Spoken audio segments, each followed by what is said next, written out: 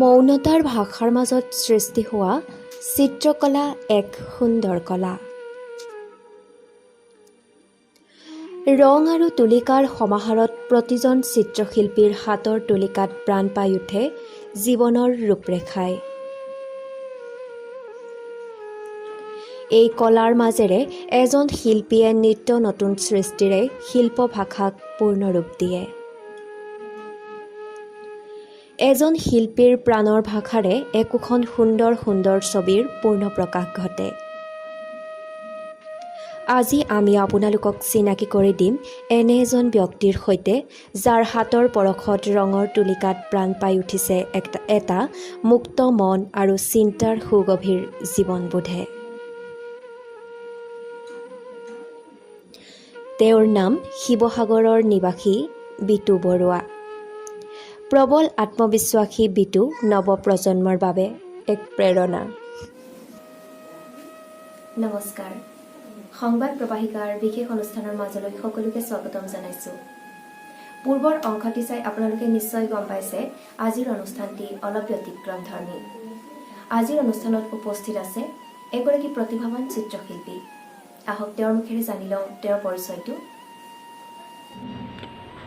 নমস্কাৰ, পোনপ্ৰথমে মই সংবাদ প্ৰবাহিকালৈ অশেষ ধন্যবাদ জনাইছোঁ।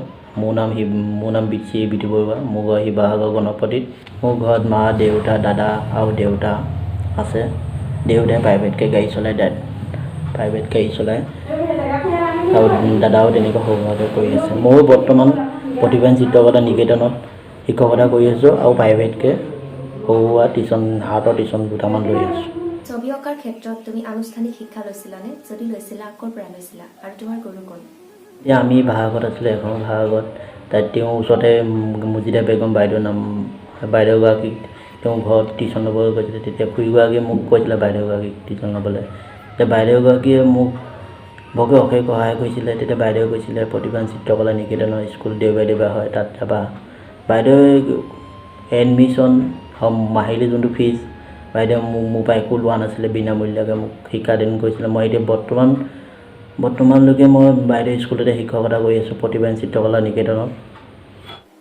তুমি ছবি অঁকাৰ ক্ষেত্ৰখনত বহুখিনি আগবাঢ়ি গৈছা। সেই ক্ষেত্ৰত তুমি কোনজন চিত্ৰশিল্পীৰ প্ৰেৰণা হিচাপে লৈছা? কাক তোমাৰ আটাইতকৈ বেছি ভাল লাগে? মোৰ প্ৰিয় চিত্ৰশিল্পী বুলি ক'লে নীলপৱন বৰুৱা ছাৰৰ ছবি মোৰ বহুত ভাল লাগে। তেওঁ ছবি চাই মোৰ নিজকে অনুপ্ৰাণিত কৰোঁ, যাতে মই চেষ্টা কৰোঁ, আঁকি গৈ আছোঁ। ৰাষ্ট্ৰীয় পৰ্যায়ত তুমি বহুতখিনি পুৰস্কাৰ পাবলৈ সক্ষম হৈছা তোমাৰ প্ৰতিভাৰ জৰিয়তে। ৰাষ্ট্ৰীয় পৰ্যায়ত তুমি কি বৰ্তমানলৈকে পুৰস্কাৰ লাভ কৰিবলৈ সক্ষম হৈছা? মই ৰাষ্ট্ৰীয় পৰ্যায়ত ইণ্ডিয়ান কাউন্সিল চাইল্ড ৱেলফেয়াৰ 2008 চনৰ বৰ্ষ 2010 চনৰ বৰ্ষত মই প্ৰথম নহ'লেও দ্বিতীয় স্থান লাভ কৰিছিলোঁ। নতুন দিল্লীত হয় বঁটা বিতৰণী অনুষ্ঠান, তালৈ গৈছিলোঁ 2008 চনৰ বয়সত। তেতিয়া মই ক্লাছ 8ত পঢ়ি আছিলোঁ।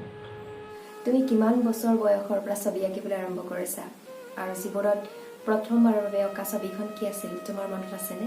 এখন ছবি বুলি ক'লে মোৰ তেনেকৈ মনত এতিয়া বৰ্তমানলৈকে নাই, কিন্তু মই যেতিয়া প্ৰথম স্কুল গৈছিলোঁ তেতিয়াই স্কুলত বহিছিলোঁ, প্ৰথম বেঞ্চত বহিছিলোঁ, যি শিকিছিলোঁ সেয়াই মোৰ প্ৰথম। কাৰণ সেই প্ৰথম বুলি ভাবোঁ মোৰ ক্ষেত্ৰত। কাৰণ সেই প্ৰথম যেতিয়া পেঞ্চিলে ধৰিব শিকিছিলোঁ বা ছবি আঁকিছিলোঁ, সেই ছবিখনেই মোৰ যথেষ্ট। সেই ছবিখনেই মোক এতিয়া ছবি শিকা বা যথেষ্ট সহায় হ'ব। তুমি ছবি অঁকাৰ প্ৰেৰণা কাৰ পৰা পাইছিলা? গুৰু প্ৰেৰণা বুলি ক'বলৈ গ'লে মোৰ গুৰুৱে মিছ মুজিদা বেগম বাইদেউ, তেওঁলৈ চিৰকৃতজ্ঞ হৈ ৰ'ম।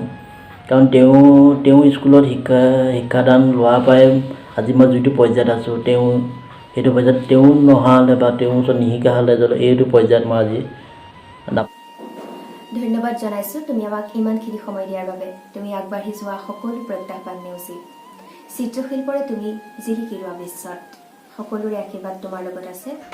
তেওঁক আগবাঢ়ি যোৱাত সকলোৱে সহায় সহযোগিতা আগবঢ়াওক। ছবি অঁকাটো যিহেতু তেওঁৰ বাবে এতিয়া এক পেচা, যিহেতু তেওঁ ঘৰখনৰ বাবে এক সকাহ হ'বলৈ বিচাৰে। তেখেতৰ যোগাযোগ নম্বৰটো মই ইতিমধ্যে দি দিছোঁ আৰু আপোনালোকে যোগাযোগ কৰিব পাৰে। আজিলৈ অনুষ্ঠানটি ইমানতে সামৰিছোঁ। ধন্যবাদ।